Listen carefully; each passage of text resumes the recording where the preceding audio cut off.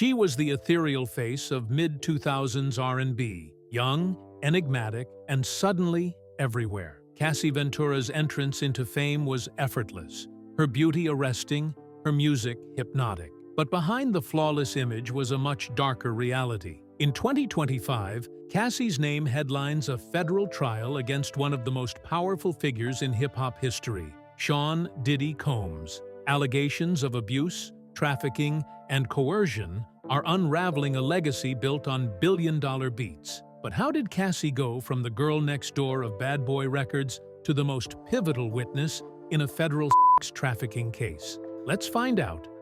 From rising star to Diddy's shadow, Cassie Ventura was just 19 when the industry took notice. With Filipino and African-American heritage, her beauty was magnetic, her presence uniquely delicate yet strong. It wasn't long before she caught the eye of music producer Ryan Leslie, who quickly signed her and produced the track that would catapult her to fame, Me and You. The single soared. Her face dominated magazine covers, and her minimalist sound defined a new era of cool. Then came Diddy. At first, he was just another industry giant giving her career a push. He brought her under the Bad Boy umbrella, promoted her, walked red carpets with her. Their chemistry was undeniable, but not just musically. Soon, whispers turned to headlines. Diddy and Cassie were an item. And just like that, the teenage dream became an adult entanglement. What the world saw was glamour, but what Cassie lived was something entirely different. Insiders described her as increasingly isolated. Diddy controlled the narrative, the image, even the access to Cassie herself. Over time, her music slowed. Projects were shelved. Her once promising trajectory dimmed under Diddy's spotlight. The woman who had once seemed to float above the industry was suddenly invisible, present only when Combs wanted her to be, and no one asked why. Behind closed doors, a decade of control. For nearly 10 years, Cassie lived in Diddy's orbit. Publicly, they were the on-again, off-again couple who kept the paparazzi guessing. Privately, the truth was far more disturbing. In late 2023, it all began to spill into daylight. Cassie filed a civil lawsuit alleging rape, years of physical abuse, and forced participation in what she called freak-offs. Parties she says she was coerced into, often under the influence of drugs. The details were chilling. Diddy, she claimed, would beat her, surveil her, and manipulate her with both affection and fear. Perhaps the most jarring part wasn't the content, it was the speed. Within 24 hours of the filing, the case was settled. Diddy paid $20 million. No trial, no formal apology, no admission of guilt. The public was left stunned. Some questioned her motives. Others saw the settlement as validation. But for Cassie, the silence was over. That single filing cracked the dam, and suddenly, she wasn't alone. The civil case was only the beginning. The $20 million silence and what came next. What Cassie may not have anticipated was the tidal wave her lawsuit would unleash. In the days following her filing, more than 70 individuals came forward with similar claims against Diddy. The accusations ranged from physical assault to grooming, trafficking, and drug-fueled coercion. Each story added to a portrait not of a flawed man, but of a deeply sinister pattern. Federal authorities began their own investigation. Surveillance footage from 2016, long buried in hotel security archives, surfaced, showing Diddy assaulting Cassie in a Los Angeles hallway. The video was raw, unedited, undeniable. Cassie, attempting to leave, was dragged, thrown, and hit. For many, it was the moment the whispers became roars. By early 2024, Diddy was indicted on multiple federal charges, including trafficking and racketeering. And at the center of it all was Cassie. Now, 8.5 months pregnant with her third child, Cassie walks into a New York courtroom as the government's star witness. No longer a girl in the background, no longer Diddy's mystery muse. Now, she's the woman threatening to dismantle the empire. Inside the trial, Cassie versus Combs.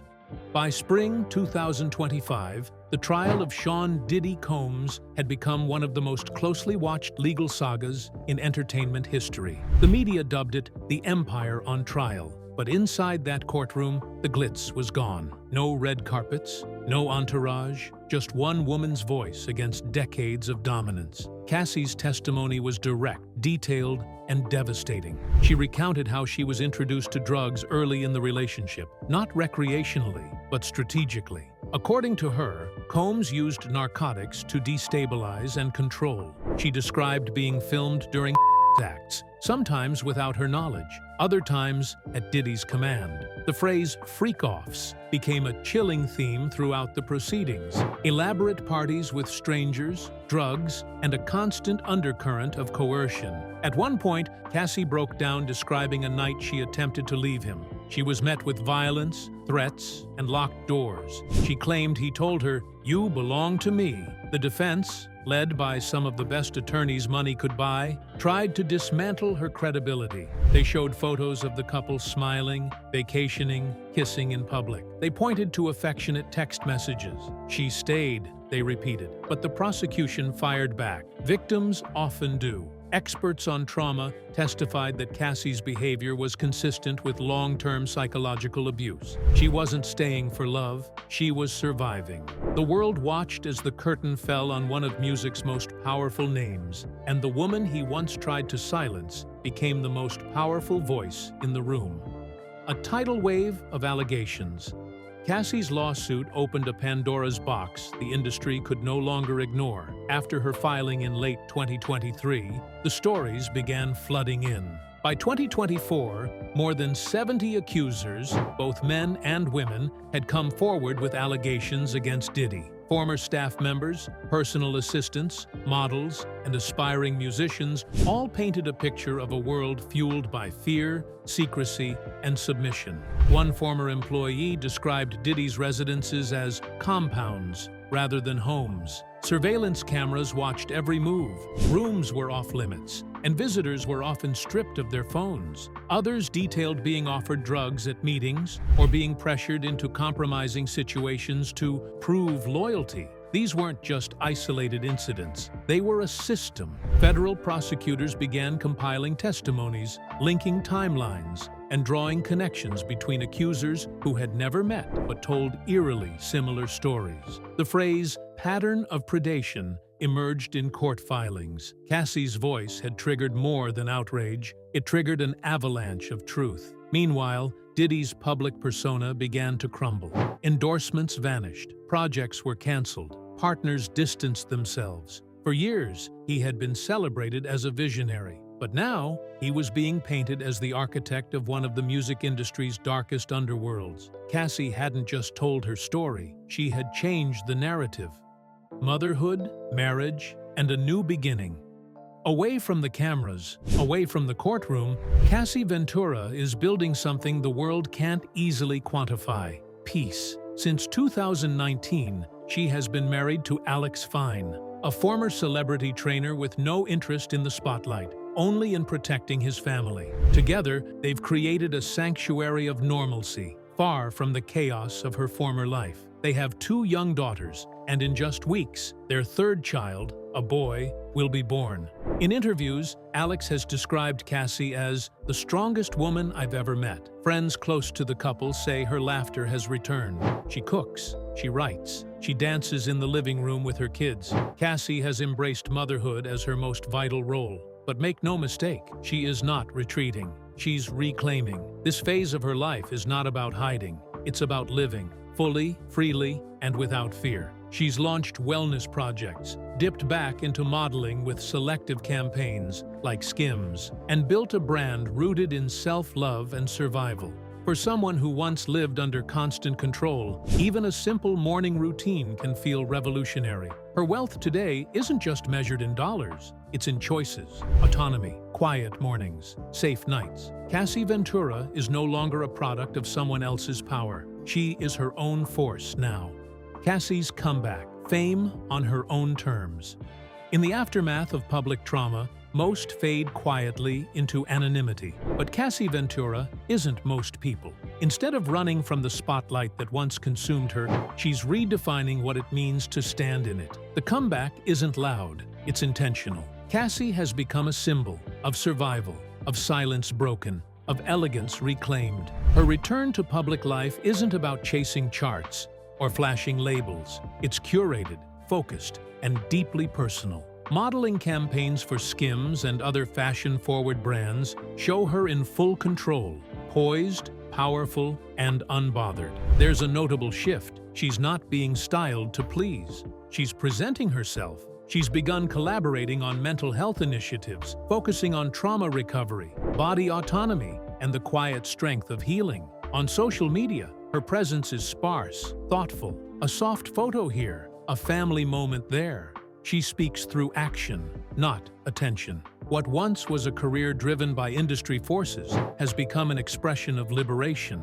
In a world that tried to define her by association, first as Diddy's muse, then his victim, Cassie is rewriting the script. She is no longer the accessory to someone else's empire. She is the architect of her own. And for the first time in over a decade, she doesn't need permission to shine.